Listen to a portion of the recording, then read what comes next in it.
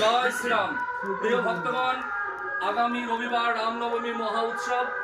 ওই রামনবমী বৎসরে একবার আসে আমাদের হিন্দু সনাতনের জন্য অত্যন্ত একটা গুরুত্বপূর্ণ দিন।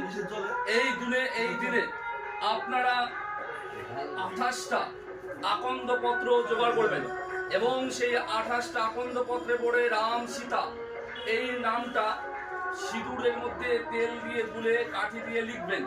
লেখার পরে সেটা মালা তৈরি করে শ্রী শ্রী হনুমানজির গলায় পরিয়ে দেবেন। হনুমান মন্দিরে যদি হনুমান মন্দির না পান, তা নিজের ঘরে হনুমানের পিকচার অথবা হনুমানের মূর্তির উপরে চাপিয়ে দিলেও তা দেওয়ার পরে আপনার মনের একটা বাসনা প্রার্থনা করবেন, মনোবাঞ্ছা পূর্ণ হবে। আমি গ্যারান্টি দিয়ে বলছি মনোবাঞ্ছা পূর্ণ হবে, 100% পূর্ণ হবে। আজ আমরা প্রিয় ভক্তগণ, আজ আমরা মুর্শিদাবাদ বহরমপুরের ট্রেন কলেজের নিকট সন্নিকট একজন ভক্তের বাড়িতে মহাযজ্ঞ করতে এসেছি। এই আমাদের যজ্ঞস্থল, এই যে ব্রাহ্মণ প্রসঞ্জিৎ চক্রবর্তী মহাশয়, ব্রাহ্মণ চন্দন চক্রবর্তী মহাশয়, ব্রাহ্মণ সঞ্জয় চক্রবর্তী মহাশয়, আমার অত্যন্ত প্রিয় ম্যানেজার রবি জোহাদ্দার মহাশয়, এই হচ্ছে আমার টিম। এবং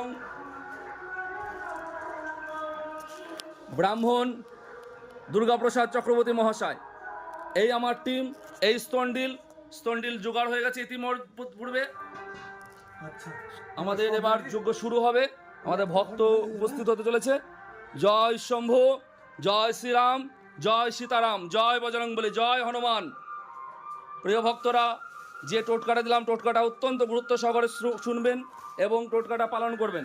আপনাদের মনোবাঞ্ছা পূর্ণ হবেই হবে, গ্যারান্টি হবে। হনুমানজি একমাত্র পারে সবার মনোবাঞ্ছা পূর্ণ করতে।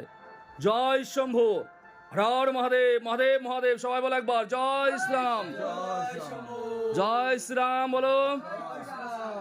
বাহ বাহ বাহ, অত্যন্ত ভক্ত প্রিয় ভক্তরা, জয় হোক।